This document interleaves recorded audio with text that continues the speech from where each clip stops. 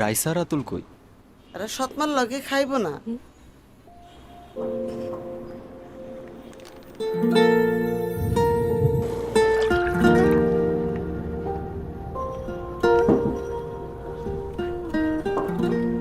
বাচ্চা হয় নাই বলে আমার প্রথম সংসার টেকেনি।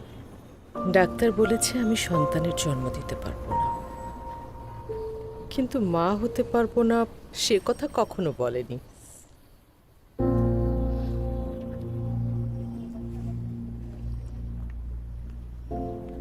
চা দারুণ হয়েছে মা। হ্যাঁ মা।